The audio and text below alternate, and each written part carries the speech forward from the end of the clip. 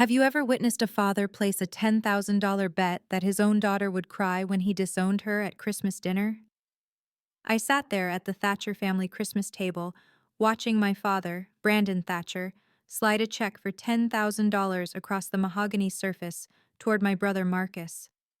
"She'll cry," he said, as if I wasn't even there. "She's always been too emotional. That's why she's just a teacher." What they didn't know was that inside the Christmas gift bag I'd brought, there was something that would change everything.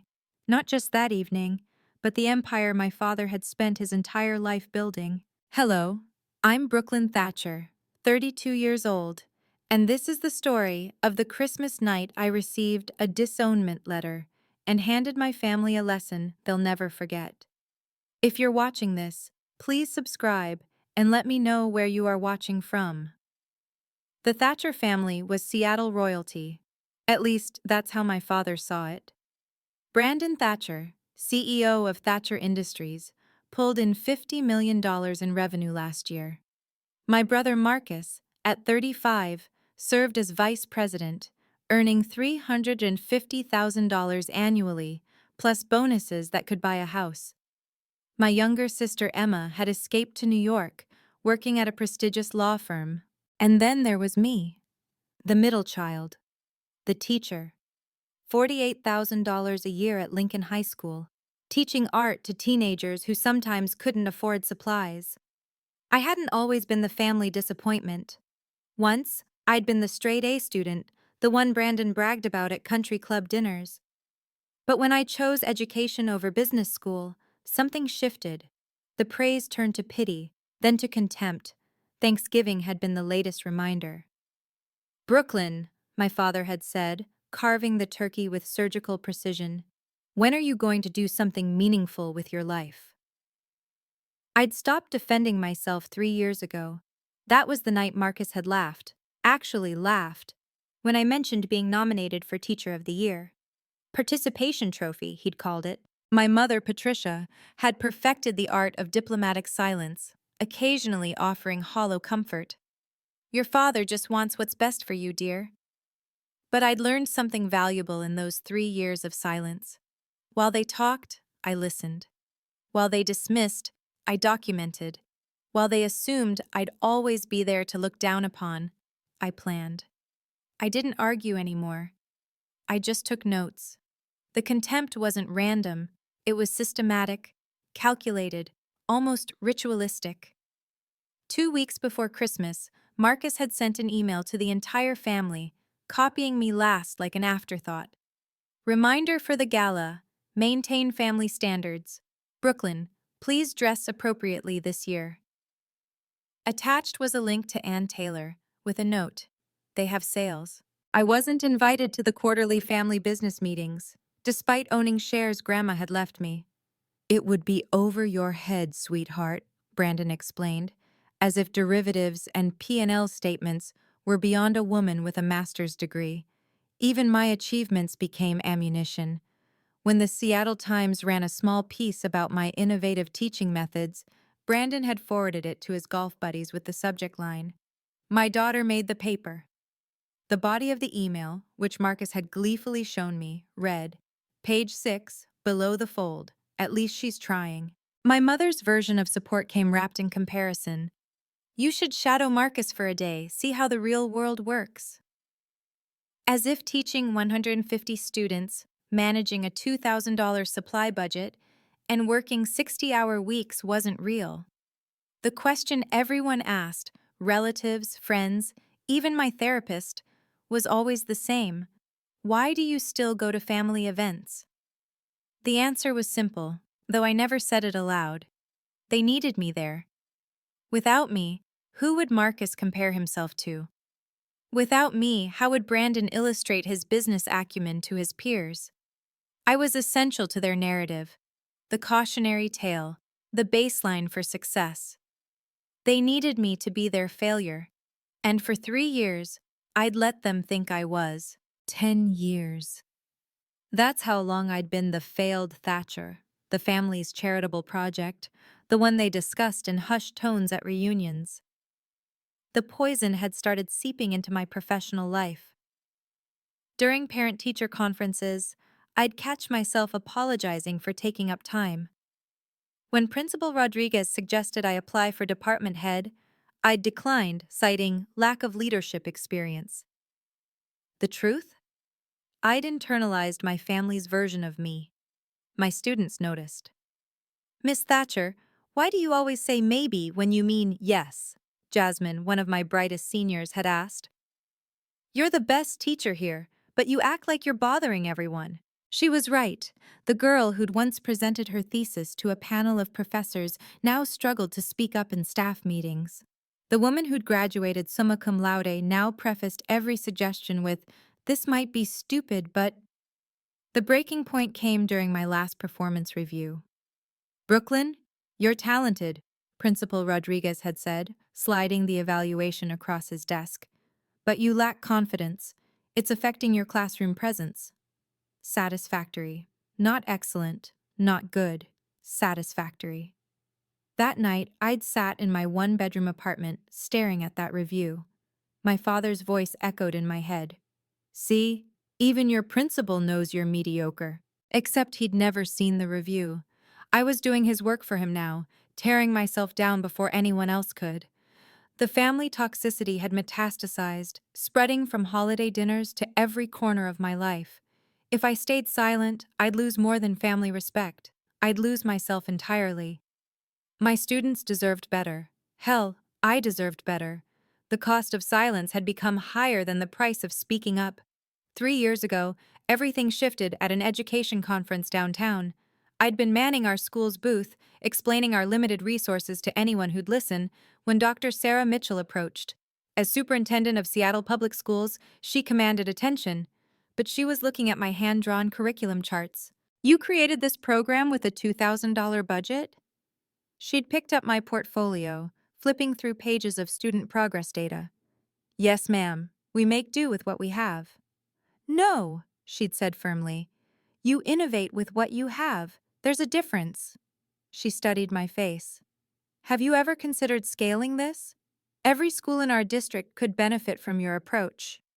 I'd laughed, actually laughed. I'm just a teacher, Dr. Mitchell. She'd set down the portfolio and looked me straight in the eye. I've been in education for 30 years, Brooklyn. You're not just anything. You have something special here. Don't let anyone tell you otherwise. She'd handed me her business card. When you're ready to believe in yourself, email me. Seattle needs more educators like you. That night, I'd gone home and started researching. Educational technology, scalable solutions, grant opportunities. For the first time in years, I'd felt a spark of the person I used to be. Ambitious, innovative, capable. I'd hidden it all, of course. Worked on business plans after school, took online coding courses at midnight, built prototypes in my apartment. My family never asked what I did with my evenings anyway. To them, teachers just graded papers and complained about budgets. Dr. Mitchell's email address stayed pinned to my refrigerator. A reminder that someone, somewhere, saw value in what I did. For the first time in a decade, someone had looked at me and seen potential, not disappointment. December 24th, 6 p.m. The Thatcher estate in Bellevue glowed with enough Christmas lights to be seen from space. I arrived precisely on time. Not early enough to seem eager, not late enough to give them ammunition. My dress was conservative but elegant, purchased with my own money, not from Marcus's suggested sale rack. Brooklyn! My mother's greeting was warm but performative. You look... nice. Is that new? Before I could answer, Brandon's voice boomed from the dining room. Everyone, gather round! Marcus has news! We assembled like courtiers before a king. Marcus stood beside our father, practically glowing. Senior Vice President, he announced, tapping his champagne glass. Youngest in company history. That's what real ambition looks like, Brandon said, his eyes finding mine across the room. Some people are born for greatness. Emma caught my eye from across the room, her expression unreadable. She'd been quieter lately, visiting less since taking the New York job. Brooklyn, Marcus said, his voice dripping with false concern. How's teaching? Still fighting for those supply budgets? It's good, I replied evenly. Fulfilling. Fulfilling, Brandon repeated, as if tasting something sour. That's what people say when they can't say successful. The room laughed. Not Emma, I noticed, but everyone else. Dinner was served. Prime rib, which Brandon made a point of mentioning cost more per pound than I made in a day. Not that you'd know about premium cuts, Brooklyn, he'd added, teachers' salaries and all. I cut my meat in silence, counting down the minutes. In my purse, my phone held emails that would change everything, but not yet. Not quite yet. The champagne had been flowing for an hour when Brandon stood, tapping his knife against Crystal. Before we exchange gifts, he announced, the family has something for Brooklyn. He produced a cream-colored envelope from his jacket, thick and official-looking. The table fell silent. Even the Christmas music seemed to pause. We've been discussing your future, Brandon continued, his voice carrying that boardroom authority. Your trajectory, and we've come to a decision. Marcus was already grinning, pulling out his phone. This is going to be epic, he muttered, starting to record. Brandon slid the envelope across the table. It stopped perfectly in front of my plate, like a subpoena being served. Go ahead, he said. Read it.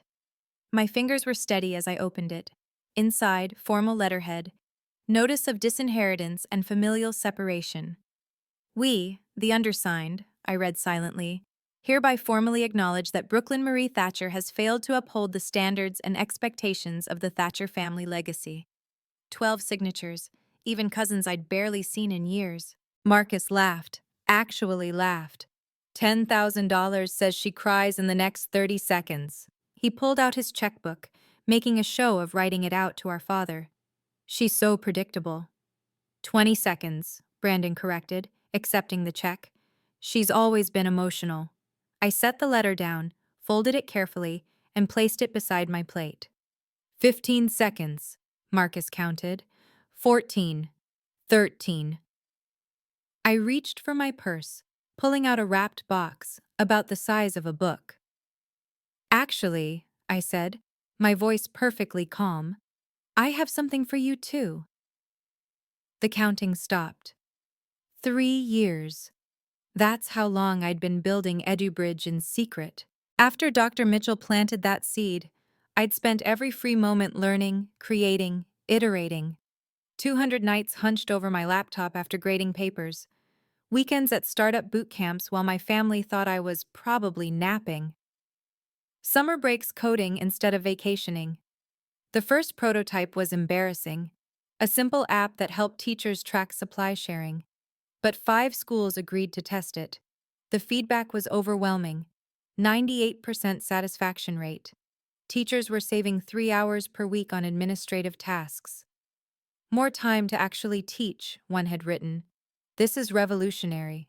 I'd reinvested every penny of my meager savings. No new car, no vacations, no upgrades to my apartment. While Marcus flaunted his Porsche, I drove my 2010 Honda and quietly incorporated EduBridge Technologies, LLC. The second version added curriculum sharing and automated progress tracking. 20 schools joined the beta, then 50. Dr. Mitchell had been watching, she told me later, waiting for me to be ready. Last month, I'd finally been ready.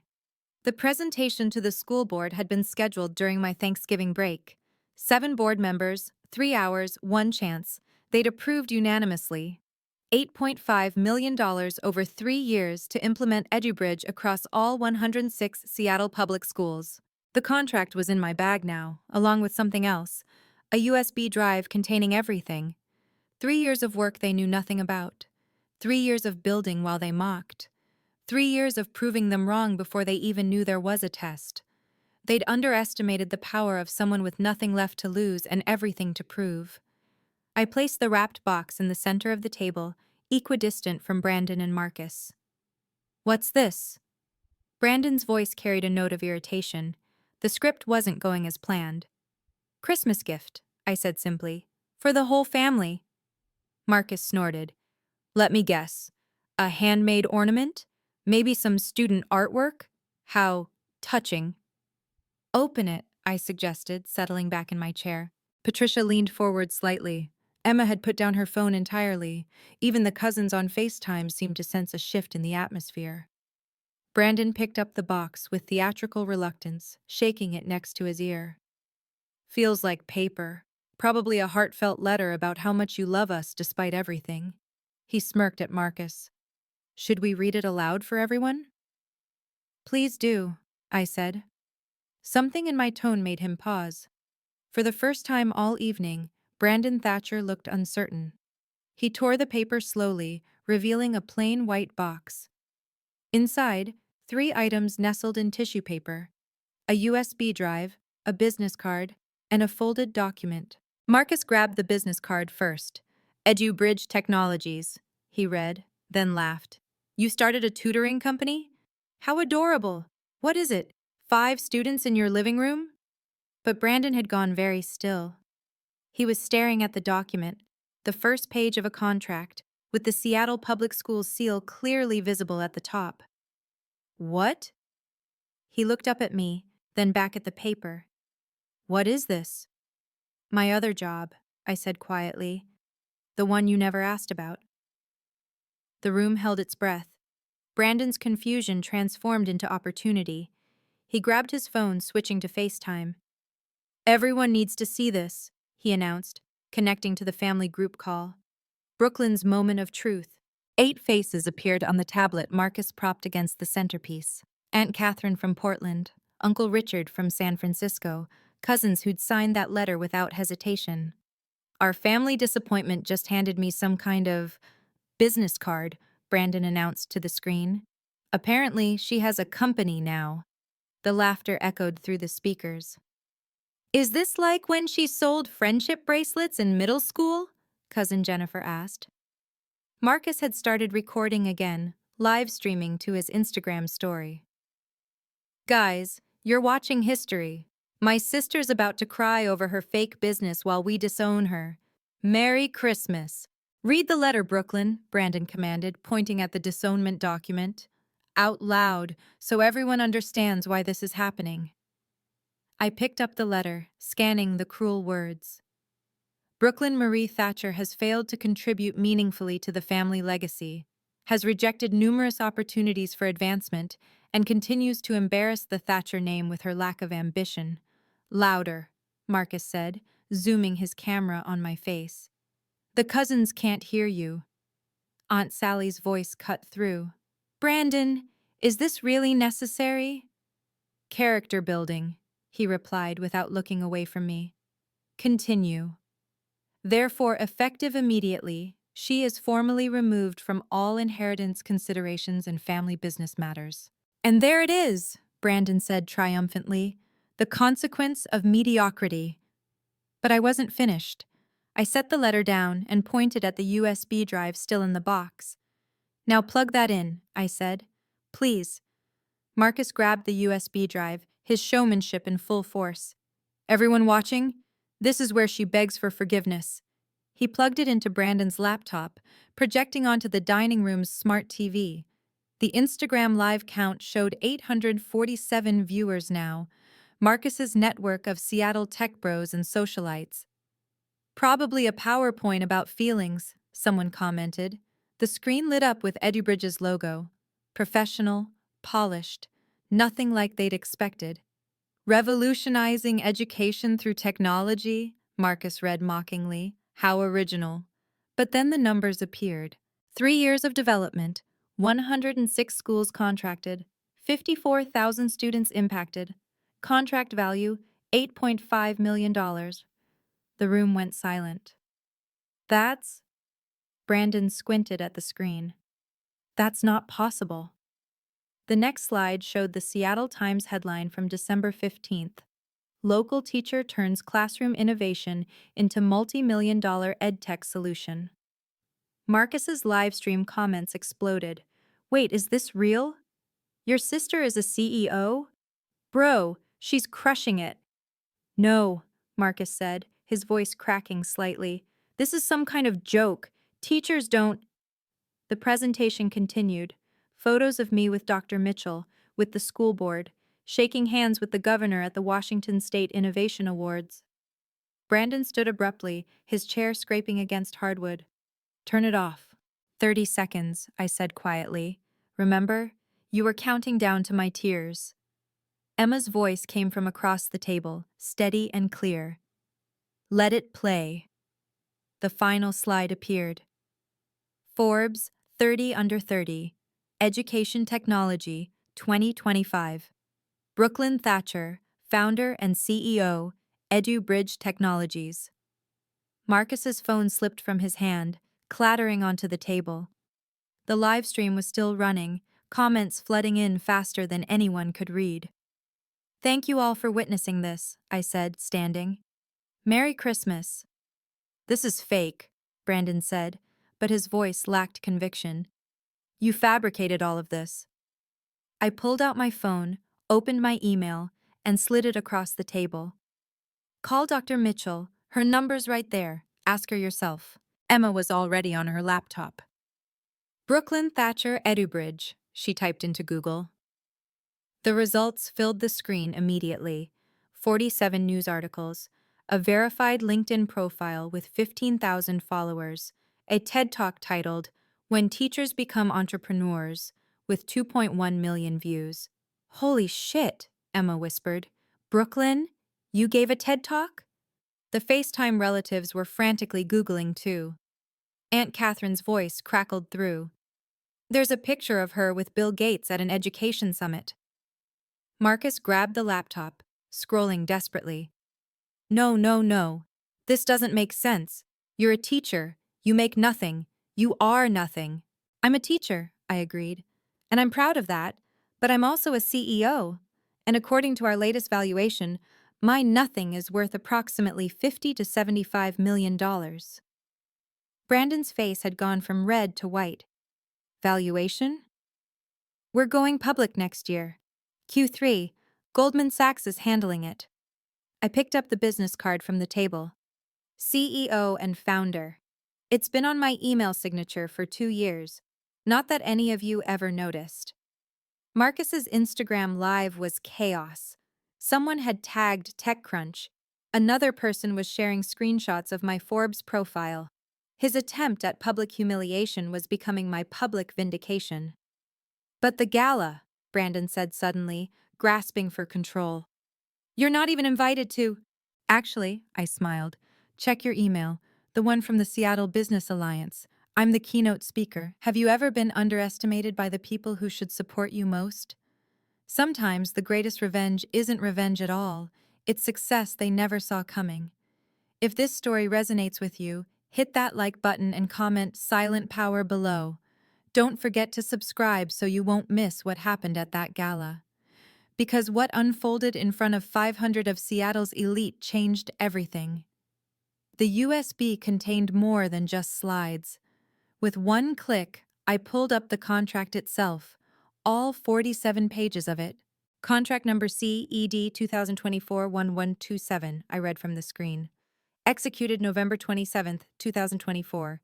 EduBridge Technologies will provide comprehensive educational software solutions to Seattle Public Schools, serving 106 schools and approximately 54,000 students. Brandon snatched the laptop, scrolling through the document with increasing desperation. There it was. Official seals, signatures, witness attestations from the law firm Smith & Associates. Rebecca Smith was my legal counsel, I added, watching his face. You might know her. She handled Thatcher Industries' IPO attempt that failed 3 years ago. That landed. Brandon's failed IPO was family taboo, the one business failure he couldn't spin into a lesson about strategic patience. Emma pulled up the Seattle Times article on her phone. Listen to this, she read aloud. Thatcher, who has been teaching in Seattle public schools for 8 years, developed the initial concept while working with limited resources in her own classroom. What started as a simple supply-sharing app has evolved into a comprehensive platform that rivals solutions from companies 10 times its size. The FaceTime audience was riveted. Uncle Richard, a venture capitalist, spoke first. Brooklyn, have you raised funding? Series A closed in October, $12 million from Bessemer Venture Partners. Marcus laughed, but it sounded hollow. You're lying. Bessemer doesn't invest in teachers, I finished. No, they invest in profitable companies with proven traction, which is what I built while you were posting Instagram stories about your Porsche. Patricia finally spoke, her voice barely a whisper. How did we not know? You never asked, I said simply. For 3 years, not one of you asked what I did after school, on weekends, during summers. You assumed I was grading papers and being mediocre. The evidence was overwhelming, undeniable, and it was destroying their narrative in real time. Emma's fingers flew across her keyboard. Brooklyn, your TED Talk has 2 million views. 2 million. She projected it onto the TV. There I was, on that famous red circle, wearing the same dress Brandon had mocked at last year's gala. The title appeared, When Teachers Become Entrepreneurs, the Hidden Innovation in Our Classrooms. Play it, Uncle Richard demanded from the FaceTime call. My recorded voice filled the room. They told me I was wasting my potential by becoming a teacher. What they didn't understand was that teachers are the ultimate entrepreneurs. We create something from nothing every single day. Marcus was scrolling through his phone frantically. Your LinkedIn, 15,000 followers. Microsoft follows you. Amazon follows you. What the hell? There's more, Emma said, her voice rising with excitement. Brooklyn, you were photographed with the governor at the Washington Innovation Summit. You're wearing a speaker badge. She flipped her laptop around. There I was, shaking hands with Governor Chen, both of us laughing at something off camera. The caption read, Governor Chen with EduBridge CEO Brooklyn Thatcher discussing the future of education technology in Washington state. Brandon grabbed the laptop, staring at the image like it might disappear. This was 3 months ago. You were at the summit 3 months ago? I told you I couldn't make Sunday dinner in September. You said I was being dramatic about some teacher thing. The Instagram live comments were screenshotting everything. Someone had started a Twitter thread. Watch this teacher destroy her toxic family with receipts. It already had 500 retweets. Cousin Jennifer's voice crackled through FaceTime. There's a Business Insider article about you. The teacher who built a $50 million ed tech startup in her spare time. Patricia stood up slowly, her hands shaking. All this time, while we were mocking me, I supplied. Yes, Mother, all this time. The gala, Brandon repeated, his CEO composure finally cracking. You said you're speaking at my gala? I pulled up the email on my phone, forwarding it to him. December 27th, Four Seasons Ballroom, Young Innovator Award and Keynote Address, Brooklyn Thatcher, CEO of EduBridge Technologies. His phone pinged. He read it once, twice, 3 times. The selection committee chose me in October, I explained. They contacted me directly through EduBridge's corporate email. They had no idea I was your daughter. I use my middle name professionally. Brooklyn Marie Technologies, LLC. Marcus grabbed his father's phone. This can't be. Dad, she's scheduled right after you. Your speech is about building a legacy of success, and hers is. He went pale. The real meaning of legacy, when public service meets innovation. 500 guests, I continued, including your top 10 investors, the mayor, the entire Seattle Business Alliance, and approximately 30 education reporters who've been following EduBridge's story. Emma was reading from her laptop. The announcement was published 2 weeks ago. The Seattle Business Alliance is proud to honor Brooklyn Marie Thatcher with the Young Innovator Award. Ms. Thatcher represents the best of Seattle's entrepreneurial spirit, proving that innovation can come from unexpected places. You knew, Brandon said slowly. You knew when you walked in here tonight. You knew we were going to do this, and you knew you'd be standing on that stage in 3 days. I suspected, I admitted. Marcus isn't subtle. His email about maintaining family standards at the gala made it clear something was planned. The FaceTime call erupted. Relatives talking over each other, Googling frantically, sharing links, but I wasn't done. Oh, and Brandon, I added, 5 of your biggest clients have already RSVP'd specifically to hear my keynote.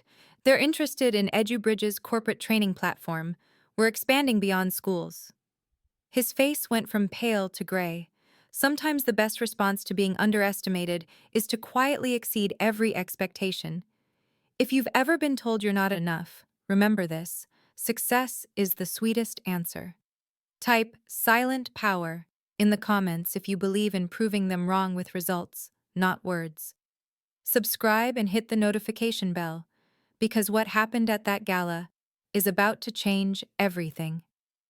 December 27th, 7 p.m. The Four Seasons Ballroom glittered with Seattle's elite. Brandon stood at the podium delivering his prepared speech about the Thatcher legacy. Success, he declared, is about making hard choices. Sometimes that means cutting dead weight, even when it's painful. I sat at table 12, wearing a $3,000 dress I'd bought with my own money, from my company's profits, not a teacher's salary. Emma sat beside me, having flown back from New York specifically for this. And now, the MC announced as Brandon returned to his seat, we're honored to present the Young Innovator Award to a truly remarkable individual. Please welcome Brooklyn Marie Thatcher, CEO and founder of EduBridge Technologies. The applause was immediate and thunderous. 500 people rose to their feet before I even reached the stage. Brandon's table, table 1 naturally, remained seated. Thank you, I began, waiting for the applause to die down. 3 years ago, I was told I was wasting my potential by being a teacher, that I was the failure of my successful family. Tonight, I stand here not in spite of being a teacher, but because of it. The screens behind me lit up with photos, my classroom, my students, the first EduBridge prototype sketched on a whiteboard. Teachers are natural entrepreneurs.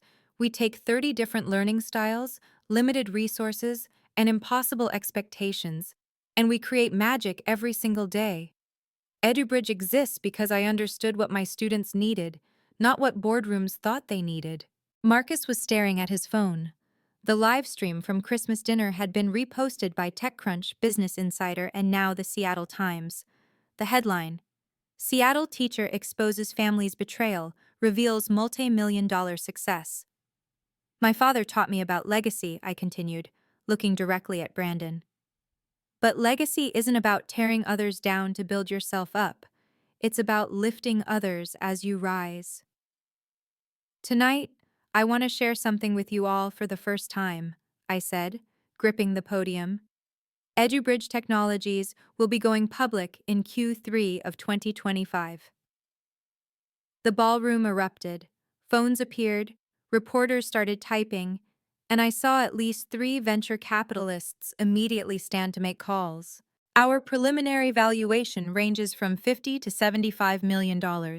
Goldman Sachs will be leading the IPO. I paused, letting that sink in.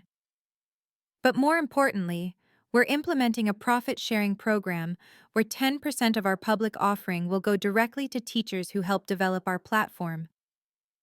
Behind me, the screens showed our growth projections.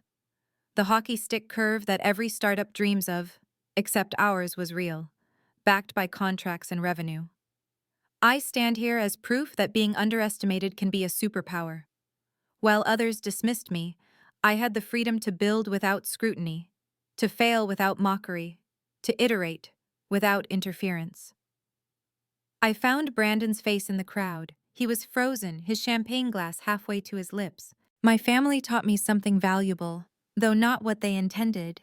They taught me that toxic soil can still grow strong roots, as long as those roots reach toward better ground. They taught me that sometimes the best response to "you'll never amount to anything" is to quietly amount to everything they said you couldn't be. The mayor was on his feet, applauding. The superintendent of schools was wiping her eyes. 5 of Brandon's biggest clients were taking photos of my presentation. To every teacher watching the live stream tonight, yes, I know you're watching because this went viral 3 hours ago. You are not just anything. You are innovators, creators, and change makers. Don't let anyone, not even family, tell you otherwise. Marcus's phone showed the real-time destruction. #TeacherPower was trending. The Christmas dinner video had been viewed 2.8 million times. Comments poured in. Queen, this is the energy we need in 2025. BRB, calling my toxic father. Thank you, Seattle, for believing in a teacher with a dream. Together, we're not just building software. We're building a future where every educator is valued at their true worth. The standing ovation lasted 3 full minutes. Brandon never stood. The aftermath was swift and brutal. Before I'd even left the stage, 3 of Brandon's largest investors had intercepted me. Ms. Thatcher, extraordinary presentation. We need to discuss EduBridge's Series B funding.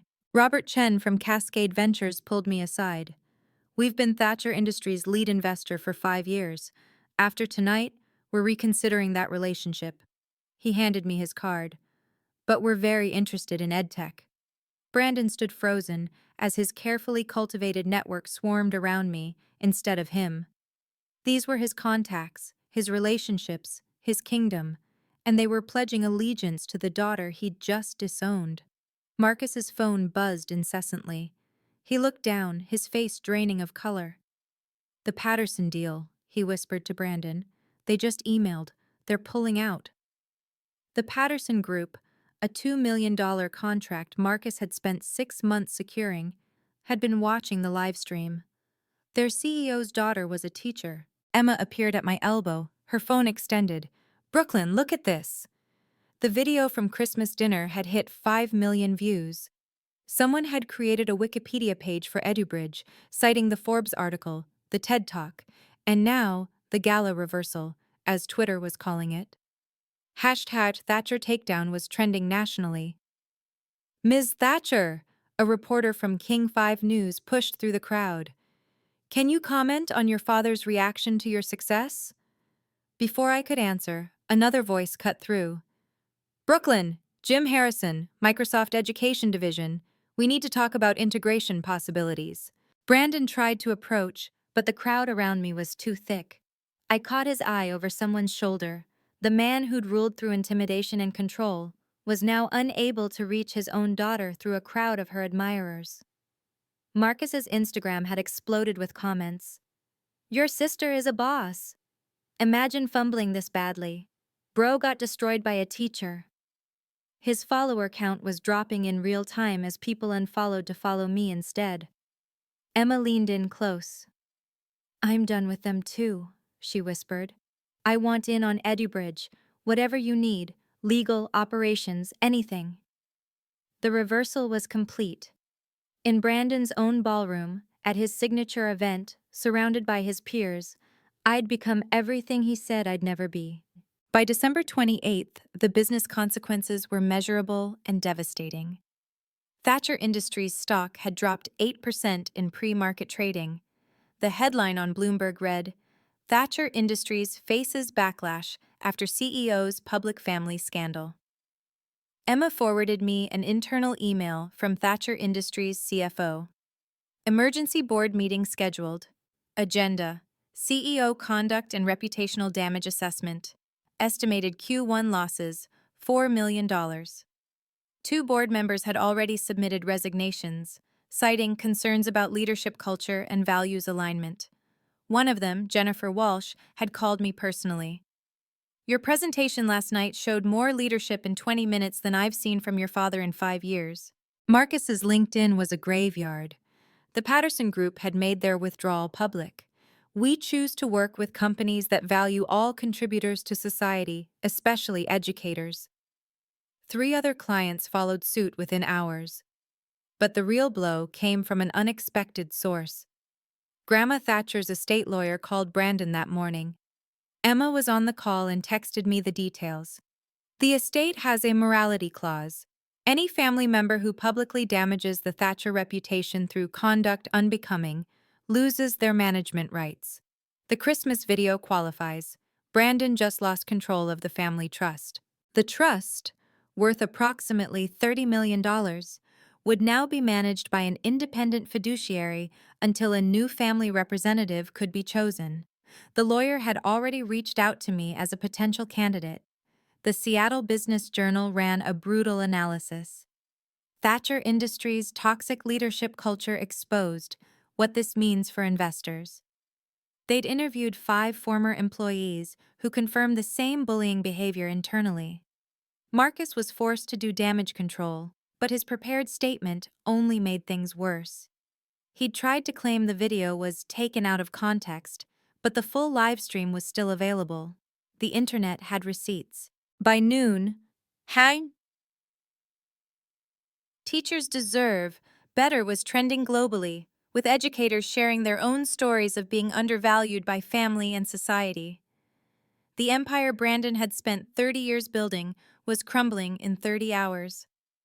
The family WhatsApp group exploded on December 29th. Mom broke her silence first. "Brandon, what you did was unconscionable.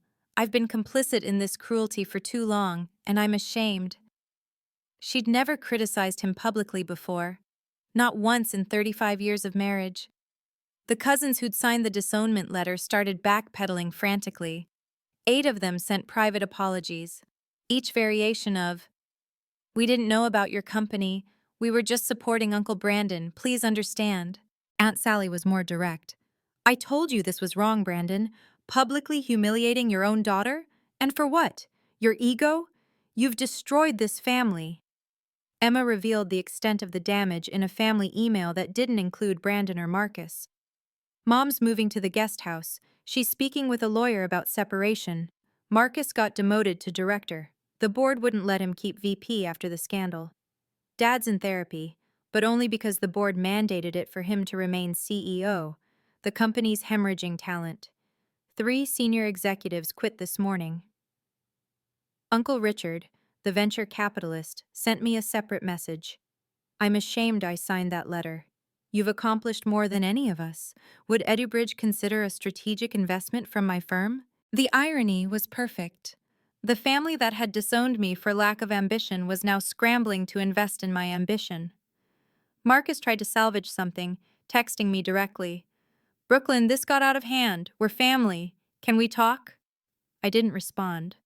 But I did see his LinkedIn update. "Exploring new opportunities. Open to edtech roles." The man who'd mocked teachers was now trying to pivot into educational technology. Mom called that evening. For the first time in years, she sounded like my actual mother, not Brandon's wife. "I failed you, Brooklyn. I let him convince me that success only looked one way. Watching you on that stage, seeing what you built while we tore you down. I'm so sorry." The Seattle Times ran a follow-up story on December 30th. "From classroom to boardroom, the Brooklyn Thatcher story inspires national conversation." They'd interviewed Dr. Mitchell, who didn't hold back. Brooklyn represents thousands of innovative educators who are dismissed by society. Her success isn't an anomaly. It's what happens when we actually value teachers. 15 more school districts reached out within 48 hours. Chicago Public Schools wanted a pilot program. Los Angeles Unified was interested in a full implementation. New York City's Department of Education requested a presentation. The speaking invitations poured in. Harvard Graduate School of Education, MIT's Entrepreneurship Center, Stanford's Design School. Each offering 5-figure speaking fees, more than I'd made in 6 months as a teacher. Microsoft's education division didn't just want a partnership, they wanted to acquire EduBridge. The initial offer was $125 million. "We've been trying to crack the K-12 market for years," their CEO explained on a call. "You did it in 3. We need your insight, your platform, and honestly, your story." Time magazine called. They were considering me for their Innovation in Education cover story. The photographer would arrive next week, but the validation that mattered most came from my students. 500 thank you letters arrived at my apartment, forwarded from school. One stood out. "Ms. Thatcher, we saw the video. We always knew you were special, but the world needed to see it too. You taught us to stand up for ourselves with dignity. Thank you for showing us how it's done." Jasmine and class of 2024. The Washington State Teacher of the Year Committee reached out. They wanted to create a special award, the Brooklyn Thatcher Innovation in Education Award, to be given annually to teachers who innovate beyond the classroom. My story had become bigger than my family's cruelty. It had become a symbol of every undervalued professional who'd been told they weren't enough. The internet had turned me into an accidental icon. At Brooklyn Energy became shorthand for succeeding despite toxic people. January 2nd, 2025. Brandon's email arrived at 6 a.m. Brooklyn, we need to talk. I've been in therapy. I understand now how wrong I was. Please, you're still my daughter. I crafted my response carefully, CCing Mom and Emma. Brandon, your acknowledgement is noted. However, actions have consequences, and 30 years of emotional abuse isn't erased by 1 week of mandated therapy. If you genuinely want to repair this relationship, here are my non-negotiable conditions. 1. A public apology. Not a PR statement, but a genuine acknowledgement of the systematic disrespect toward me and teachers everywhere too. 6 months of consistent therapy, with quarterly progress reports from your therapist. 3. A $100,000 donation to the Seattle Teachers Foundation, in my name. 4. No contact with me until these conditions are met. I don't need your money, your connections, or your approval anymore. What I need is evidence of genuine change.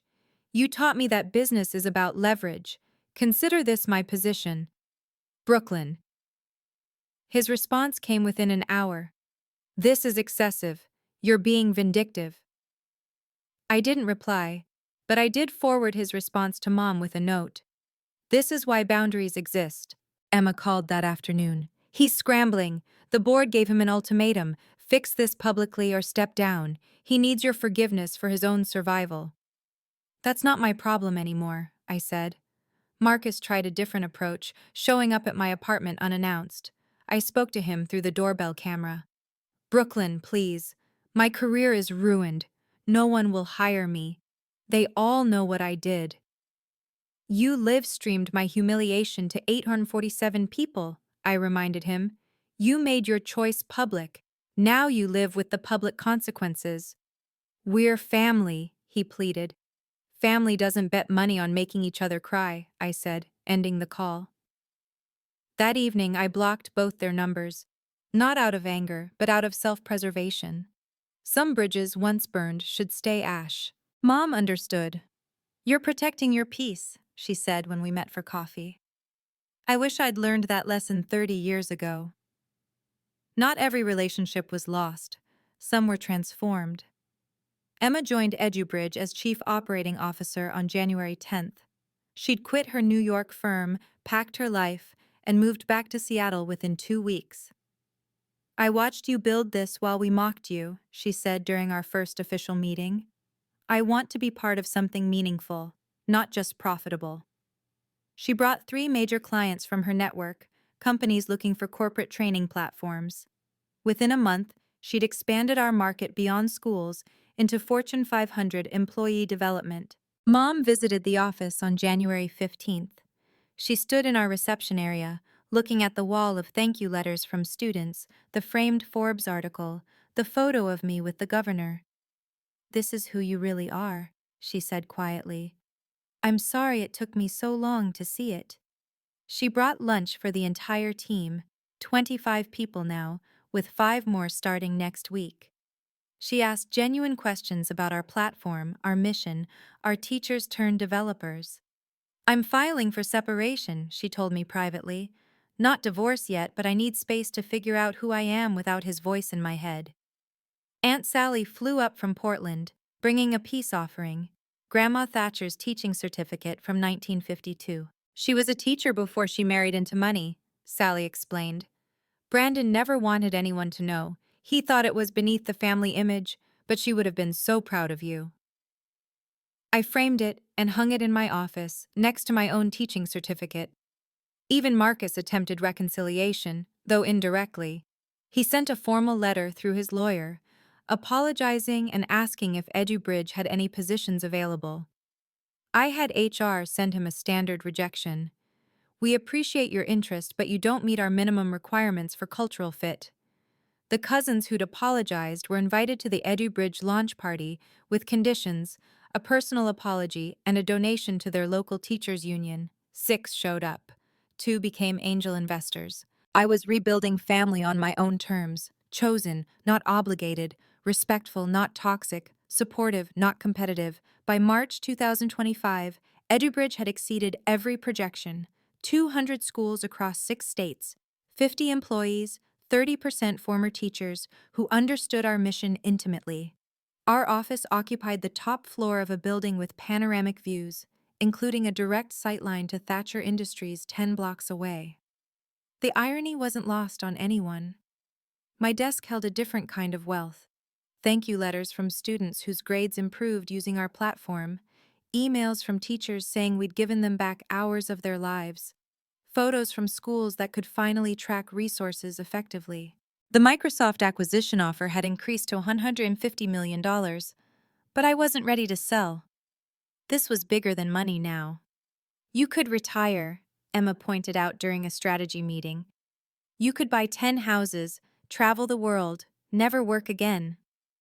I could, I agreed, but every teacher who's been told they're just a teacher deserves to see one of us ring the opening bell at the New York Stock Exchange. The IPO was scheduled for September 2025. Goldman Sachs projected an opening valuation of $200 million. Brandon had met my conditions, barely. His public apology was stiff but acceptable. The therapy reports showed minimal progress. The donation was made. But I maintained my boundaries. He could email once a month. I might respond. Marcus had relocated to Austin, consulting for startups. His Instagram was now private, his LinkedIn scrubbed of all Thatcher Industries references. Mom had found herself again. She volunteered at literacy programs, joined the school board, and started therapy to unpack 35 years of learned toxicity. We had dinner every Sunday, just us, no Brandon allowed. The Thatcher family empire had crumbled, but something better had grown from its ruins. Not the legacy Brandon had envisioned, one built on control and contempt, but one built on respect, innovation, and the radical idea that teachers could change the world. My office phone rang. Another district wanting to implement EduBridge. Brooklyn Thatcher, I answered, CEO of a company worth more than my father ever believed I could be. The girl who was just a teacher had built an empire of her own. And unlike his, mine lifted others as it rose. I didn't prepare to leave. I prepared to lead. This story proves that your worth isn't determined by those who undervalue you. It's determined by the impact you choose to make. If you're building something in silence while others doubt you, remember, success isn't about proving them wrong. It's about proving yourself right. Like this video if you believe every teacher deserves respect. Subscribe for more stories about quiet strength and powerful comebacks. And comment below, what's the one thing you're building that nobody knows about yet? Your story might be the inspiration someone else needs today.